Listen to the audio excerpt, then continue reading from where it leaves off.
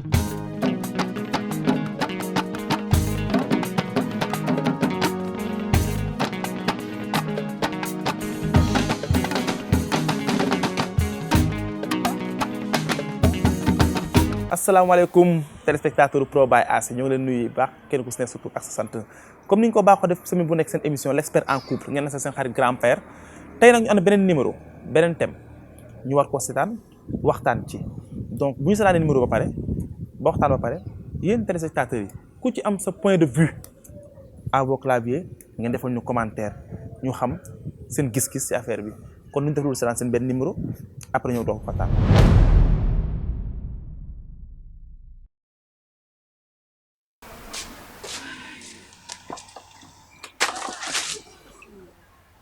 waaw mais soxna si wala ni may xëppee ndox mi. dama ko tay mais yaa ngi gis maa ngi tuur ndox ngay jàll tayu ma ko pardon.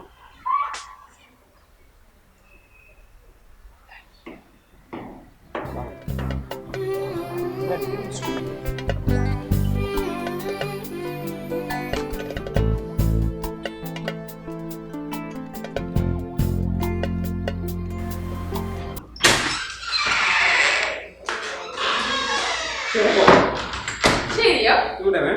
ça va. ça va. mun naa la de. waaw. waaye yow lii nag. man daal damay romb fii rek benn femme sotti ma ndox gis nga ni mu def sama yére te maa ngi am rendez-vous Dakar.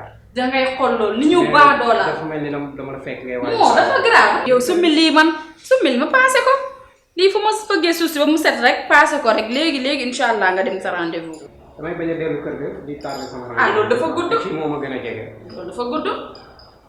yow ñoo far mais doo ñëw ci biir nga sumee ko fa. kaay sumee ko fi si biir.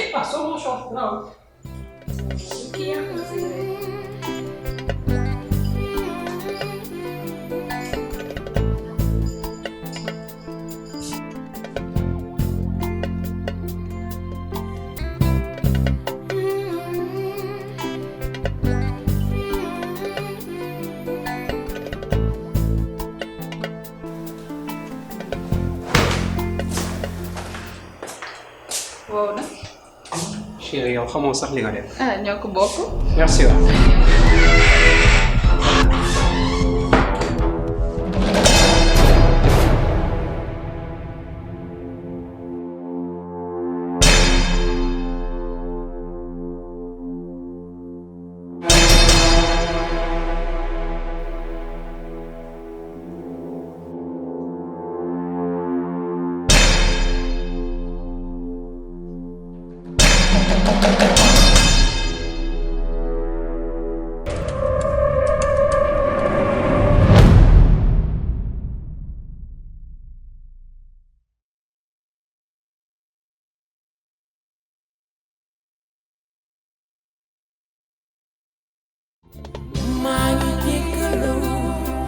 sa fayda gi ma dulu sa fula bi ma fule sa sak bi ma saki. waa chéri lan la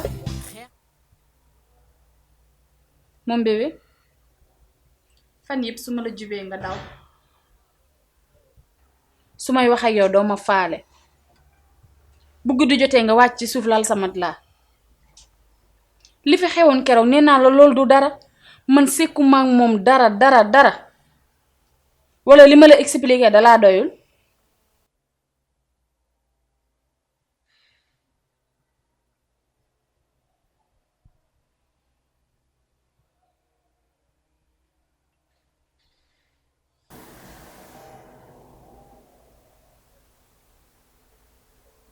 moom kër waxal ak man.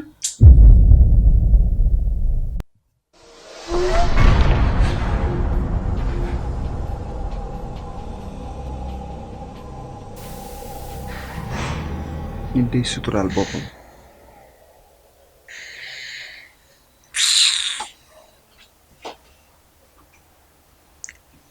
yow diina rey na la bu yàgg lislaam rey na la bu yàgg sariya rey na la yow gis nga su ma doon yow damay jël bagage yi ma fi am ma dem sama kër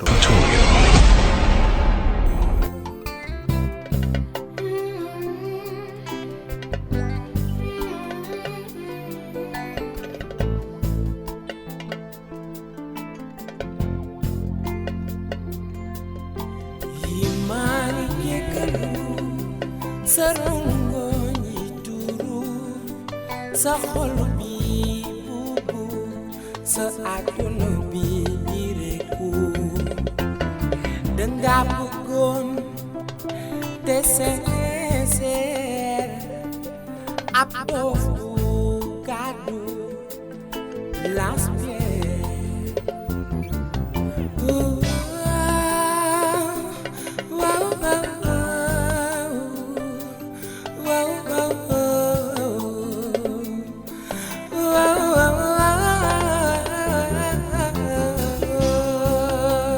ñoo ko seetaanandoo Sénégal sëy bi dafa métti ah waaw seen sëy Sénégal moo métti il faut ñuy comprendre ne sëy Sénégal dafa métti parce que booy sëy da ngay sëy ak sa jëkkër di sëy ak say njëkkër sëy ak say góor di sëy ak say xaritu jëkkër soo ko defee lu baax la boo ko deful ñu sikkal la pourtant dame bi femme bi day sëy ak jëkkëram di sëy ak ay xaritu jëkkëram ni circonstance yi demee dugg na yéreem tooy na femme bi rendre compte ni sax ni parce que c'est normal dans la vie actuelle jigéen ñi bu ñuy génn dañuy taraxlaayu même bu mu gisee kii ak nit circonstance demee moom provoqué wu ko dafa tombé maanaam lu daje la donc tayu ko bi mu ko naan simil ma passé la boobu rendre compte sax ni moom dafa tëñ bëggul lu satisfaire xaritu jëkkëram te aussi mi ngi doon sóoraale pour mu bañ a tardé fu mu jëm moo ko yóbbee tey lii mu ko dal moo tax ma ne passé la pour mu wow parce que mi ngi ko doon bañ a yàqal rendez-vous mu amoon à Dakar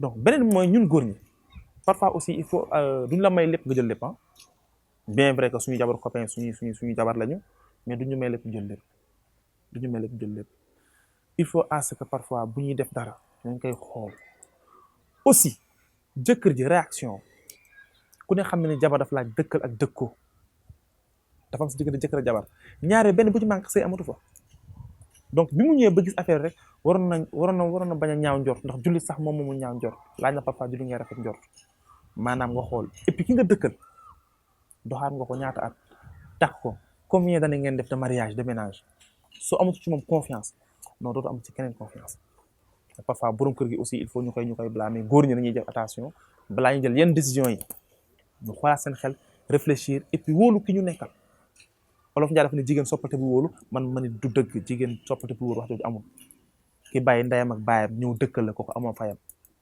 ba mu gisee la waroon xam wala mu laaj wala mu rafet njort ci jabaram li may wax rek mooy à ce que dans un terrain de football sax arbitre balaa boo defee faute da lay avertissement verbal jox la carton jaune après rouge mais rouge direct moom kenn defatu ko donc loolu la ñu andi woon tey mu nekk thème bu yaatu ba tey mu dugg ci jalousie donc à vos claviers seen point de vue joxe leen ko donc à vos claviers ni leen ko defee à la semaine prochaine seen beneen numéro fii si Pro by As l'expert en couple ak seen xarit grand-père